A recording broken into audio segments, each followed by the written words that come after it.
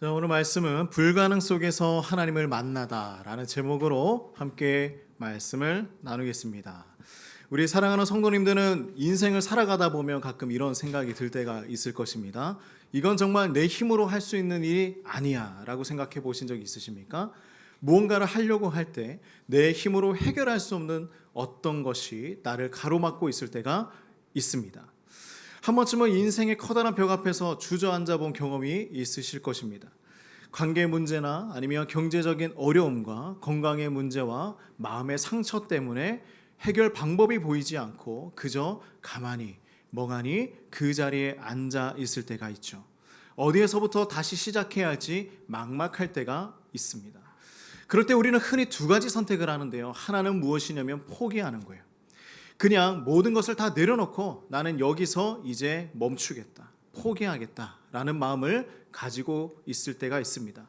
또 하나는 무엇이냐면 어떻게든 해결책을 찾아보고자 발버둥을 치는 것이죠.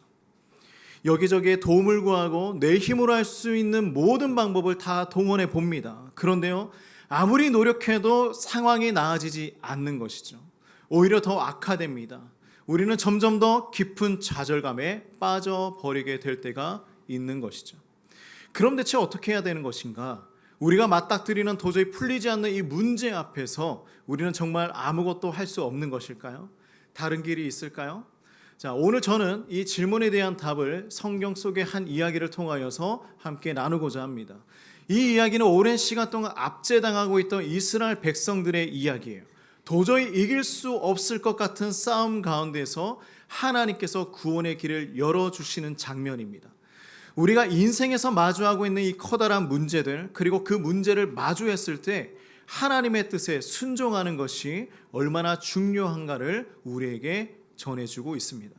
자, 그렇다면 우리가 가장 중요한 첫 번째 행해야 할 것이 있습니다. 그 첫 번째는 무엇이냐면 우리의 힘만으로는 해결할 수 없는 문제들이 있다는 것을 인정하는 거예요. 내가 해결할 수 있는 문제가 아니다. 나는 할 수 없다라는 것을 깨달아야 합니다. 자, 먼저 사사기 4장의 이야기는 이스라엘 백성들이 너무도 오랜 시간 동안 괴롭힘을 당해오던 장면이었어요. 그러한 상황 가운데 있습니다. 근데 그들은 하나님의 뜻을 이미 다 저버리고 죄를 짓고 살아갔기 때문에 그 상황에 놓이게 되었습니다. 하나님이 하지 말라는 그 우상 숭배와 하나님이 하지 말라는 그 율법들을 모두 다 어기면서 살아가고 있었습니다. 그러니 하나님께서 그들을 심판하신 것이죠. 주변 나라들로부터 끊임없이 침략을 당하게 되었습니다. 그런데 이스라엘을 억누르고 있던 이 오늘 등장하는 가나안 왕 야빈과 군대 장관인 시스라가 이 이스라엘 민족을 억누르고 있었던 것이었습니다. 넘을 수 없는 거대한 장벽이 바로 이들이었어요. 시스라는 오늘 말씀에서 본 것처럼 무려 900대나 되는 철병거를 가지고 있었습니다. 얼마나 그 모습이 거대하고 또한 이 철병거는 무엇이었냐면 현대의 최첨단 무기나 탱크와도 같은 존재였던 것이죠. 그래서 이 장면들을 보면서 조금 과하게 그려지긴 했지만 이스라엘 백성들은 도저히 이길 수 없는 그러한 상황인 거예요. 어떻게 그 900대나 되는 그러한 철병거와 싸워서 이길 수가 있겠습니까? 그래서 성경은 이렇게 기록하고 있습니다. 우리 1절과 2절 말씀 같이 한번 읽겠습니다. 에훗이 죽으니 이스라엘 자손이 또 여호와의 목전에 악을 행하매 여호와께서 하솔에서 통치하는 가나안 왕 야빈의 손에 그들을 팔았으니 그의 군대 장관은 하로셋 학고임에 거주하는 시스라다. 자, 보세요.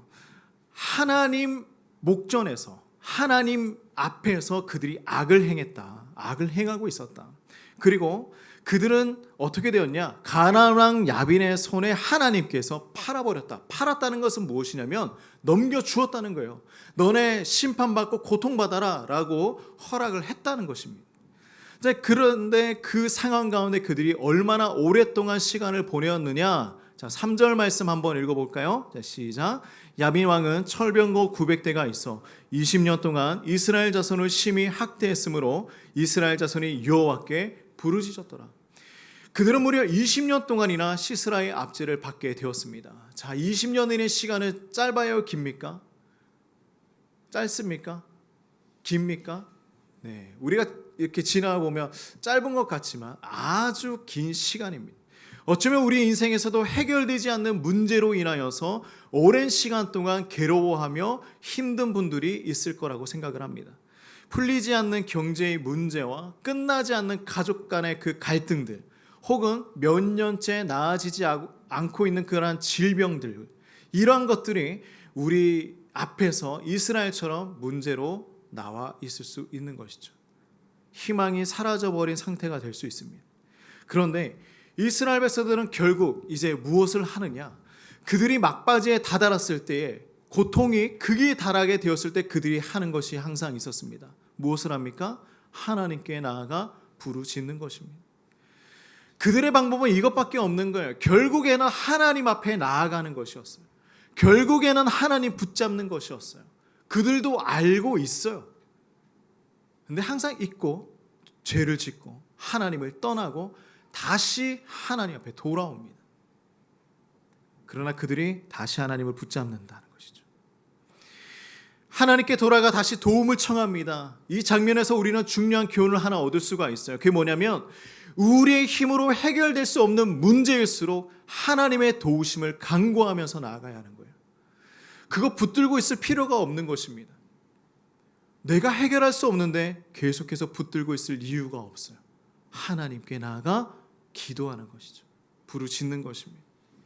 하나님은 이스라엘 백성의 간절한 부르짖음을 들으셨고 그들을 구원할 계획을 세우셨습니다. 우리도 인생에서 넘을 수 없을 것 같은 문제를 많이 만날 때가 있어요. 하지만 그럴 때일수록 우리는 하나님을 찾아야 합니다. 하나님 앞에 나아가야 합니다. 지금 우리 사랑하는 성도님들은 어떤 문제 앞에 서 계십니까? 내가 지금 해결해야 할 가장 큰 문제가 무엇입니까? 하나님을 찾고 하나님의 뜻에 귀를 기울여야 하는 것이죠. 우리의 한계를 넘어서 일하시는 하나님을 만날 때에 새로운 길이 열리기 시작하는 것입니다. 새로운 길이 열립니다. 예레미야 29장 12절 말씀 우리가 잘 알고 있죠? 같이 한번 읽어봅시다. 예레미야 29장 12절입니다. 시작. 너희가 내게 부르짖으며 내게 와서 기도하면 내가 너희들의 기도를 들을 것이다. 하나님 말씀하시잖아요. 들어주겠다. 응답해 주겠다.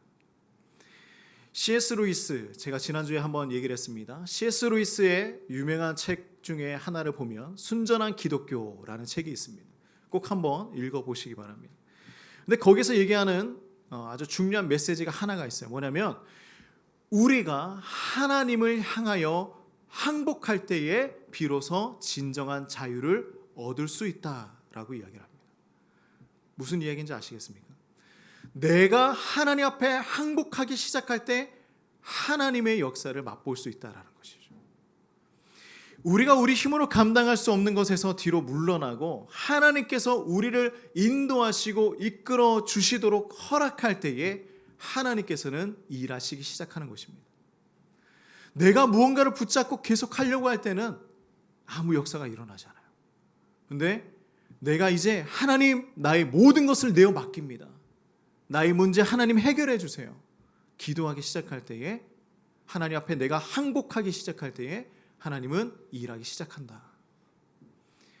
우리의 힘으로 감당할 수 없는 문제 앞에서 우리는 나의 한계를 인정해야 합니다. 우리 그런데 자존심이 엄청 세요. 그죠?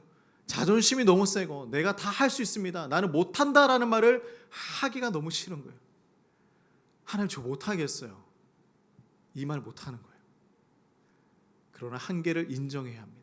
하나님 나는 이제 더 이상 못하겠습니다. 하나님 역사해 주세요. 하나님 인도해 주세요. 그럴 때 하나님은 우리의 삶 속에서 놀라운 구원의 역사를 이루어 가신다라는 것이죠. 이렇게 우리가 수많은 문제들을 가지고 인정하며 하나님 앞에 나아갈 때에 그러면 어떻게 하나님께서 일을 하시느냐? 두 번째죠. 하나님은 우리가 상상하지 못한 방법으로 일하시기 시작합니다. 상상이나 되십니까? 하나님이 나의 삶을 어떻게 인도해 나가실지 상상해 보셨습니까? 하나님께서는 이스라엘 백성들을 구원하기 위해서 한 여선지자를 세우십니다. 그 여선지자가 바로 드보라입니다.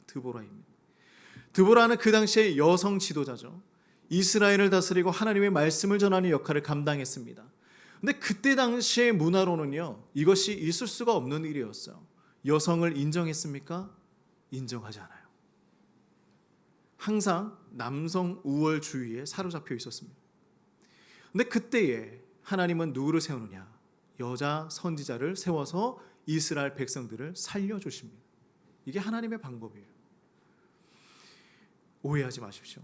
하나님은 드보라를 통해서 바락이라는 장군을 부르고 그에게 이제 시스라의 군대를 어떻게 정복해 나갈지 방법을 가르쳐 주십니다. 자, 우리 6절 말씀인데요. 같이 한번 읽어봅니다. 시작. 드보라가 사람을 보내어 아비노함의 아들 바락을 납달리 게데스에서 불러다가 그에게 이르되 이스라엘의 하나님 여호와께서 이같이 명령하지 아니하셨느냐? 너는 납달리 자손과 스불론 자손 10,000명을 거느리고 다볼산으로 가라. 자, 그런데 여기서 재미있는 장면이 하나 있어요. 바락이라는 장수가 있습니다. 장군이 있어요. 근데 두려운 거예요. 그래서 뭐라고 얘기하냐면 이 여선지자에게 요청합니다. 드보라가 함께 가지 않으면 전쟁에 나가지 않겠습니다. 이렇게 얘기하는 거예요. 자, 우리 8절 말씀 읽어볼까요? 시작. 바락이 그에게 이르되 만일 당신이 나와 함께 가면 내가 가려니와 만일 당신이 나와 함께 가지 아니하면 나도 가지 아니하겠노라 하니. 자, 믿음이 부족했던 것 같습니다. 우리의 모습을 발견할 수가 있어요. 뭐냐면 이 바락이 하나님께서 다 약속해 주시고 말씀해 주셨는데도 드보라를 향하여 요청을 하죠. 나와 함께 가야 제가 가겠습니다. 함께 가야 가겠습니다. 우리도 그럴 때가 있어요. 하나님의 약속을 받았음에도 불구하고 눈에 보이는 확신이 필요한 거예요. 근데 이것이 없으면 믿음을 잃고 방황할 때가 있습니다. 눈에 보이는 확신이 없으면 움직이지 않을 때가 있어요. 드보라는 바락과 함께 전쟁에 나서겠다고 하지만 이번 전쟁의 영광은 누구에게 돌아간다고 합니까? 바락이 아니라 다른 여인에게 돌아갈 것이다. 이것은 나중에 야엘이라는 그 여인이 시스라를 죽이면서 영광이 그녀에게 돌아가는 것을 우리는 확인해 볼 수 있습니다. 자, 9절 말씀 한번 읽어봅시다. 시작. 이르되 내가 반드시 너와 함께 가리라. 그러나 내가 이번에 가는 길에서는 영광을 얻지 못하리니 이는 여호와께서 시스라를 여인의 손에 파실 것임이니라 하고 드보라가 일어나 바락과 함께 게데스로 가니라. 우리도 인생의 문제를 해결하고자 할 때 내 방식과 내 계획만을 고집할 때가 있어요. 하지만 하나님의 뜻을 신뢰하면서 하나님의 방법을 따라갈 때에 우리는 예상치 못하는 놀라운 해결책을 만나게 될 것입니다. 우리는 하나님의 말씀에 순종하고 그분의 계획을 신뢰하는 것이 필요한 것이죠. 자, 잠언 말씀에 뭐라고 합니까? 잠언 19장 21절 같이 한번 읽겠습니다. 시작. 사람의 마음에는 많은 계획이 있어도 오직 여호와의 뜻만이 완전히 서리라. 우리가 많은 계획을 가지고 있지만 하나님의 뜻에 맞지 않으면 그 계획들은 이루어지지 않는 거예요. 하나님의 뜻과 일치될 때에 그 계획이 성취되는 것입니다. 바락이 두려움 속에서도 하나님의 약속을 믿고 순종하며 그래도 전쟁에 나아갑니다. 드보라의 약속을 따라서 나아가는 것이죠. 우리도 보이지 않는 확신을 붙잡고 하나님을 신뢰해야 하는 것입니다. 하나님의 시선은 우리의 한계를 넘어서 있는 거예요. 그런데 우리는 그 한계를 바라보고만 있는 것입니다. 그것을 뛰어넘어야 하는 것이죠. 우리가 그분을 믿고 나아갈 때에 하나님은 우리가 상상하지 못하는 방식으로 승리를 허락해 주실 것입니다. 자, 그러면 우리 그 승리가 무엇인지 함께 보도록 하겠습니다. 자, 세 번째입니다. 이 승리는 누가 주시느냐? 하나님께서 주시는 승리라는 것이죠. 사람이 주는 게 아니에요. 하나님께서 주시는 것입니다. 바락은 드보라와 함께 전쟁에 나갑니다. 시스라는 철병거 900대를 가지고 전쟁을 하러 나왔습니다. 자, 그런데 그 순간 하나님께서 개입하기 시작하세요. 개입하기 시작하십니다. 오늘 이 말씀을 보기 위해서는요, 다음 장에 일어나는 일을 한번 봐야 합니다. 5장 21절입니다. 5장 21절 같이 한번 읽겠습니다. 시작. 기송강은 그 무리를 표류시켰으니 이 기송강은 옛 강이라 내 영혼아 내가 힘 있는 자를 밟았도다. 자, 기송강은 그 무리를 표류시켰다라고 말씀하고 있어요. 이제 이들이 전쟁을 하러 나오는 그 장면 가운데에 이 기송강이 있는 것입니다. 그런데 이 기송강 속에서 무리들이 표류하게 되었다는 것은 무엇일까요?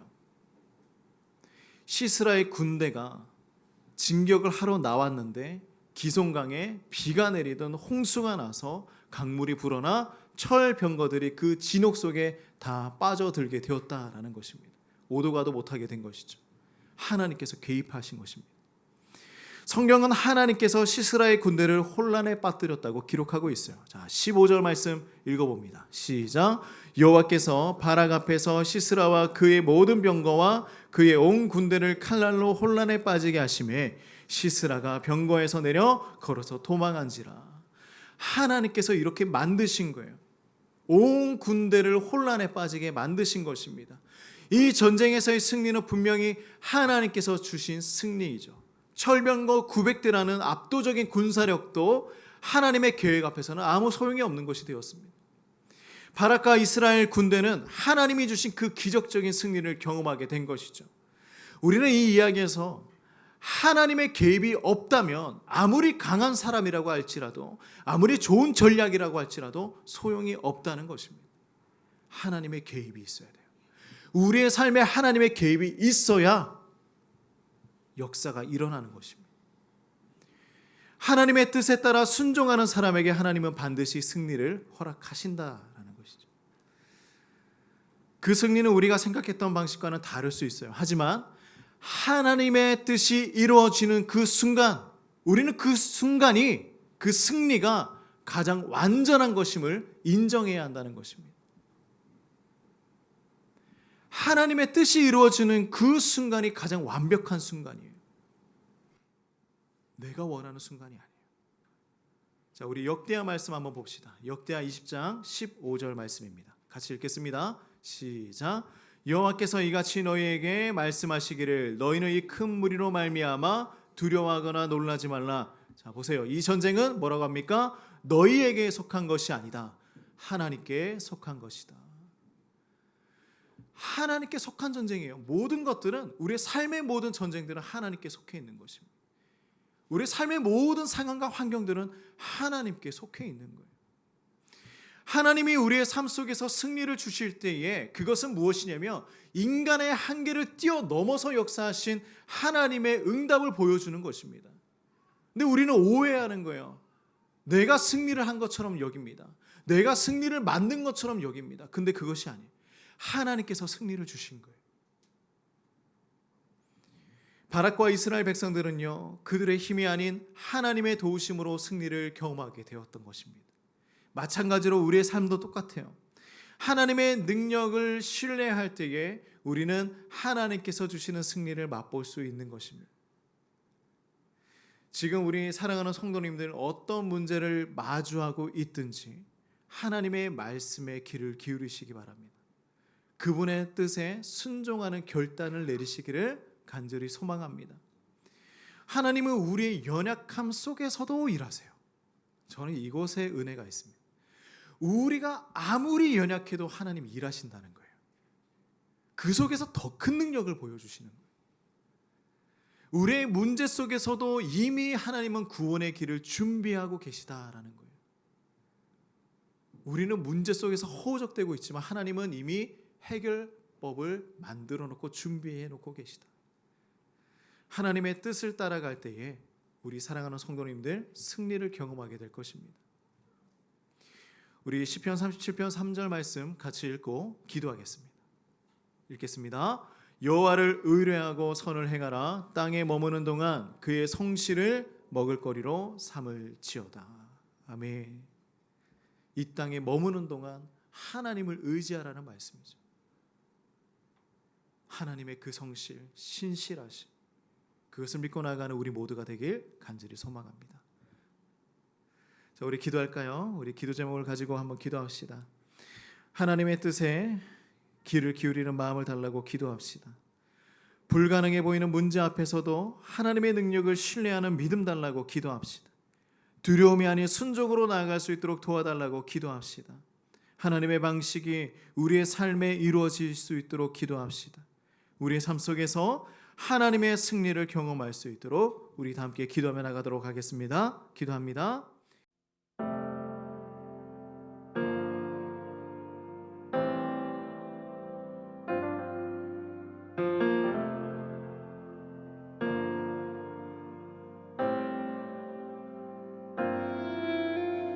우리는 하나님의 자녀,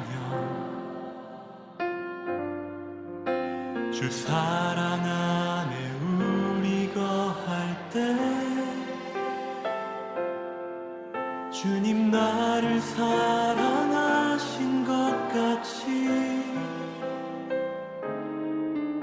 우리도 서로 사랑할 수 있네.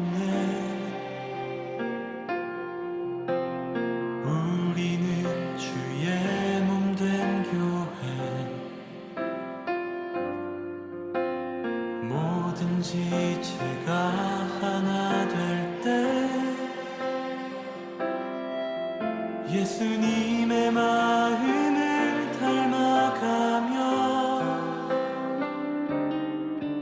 고통과 즐거움 함께 나누네. 하나님 안에서 우리 서로 이어져 주가 거하실 성전이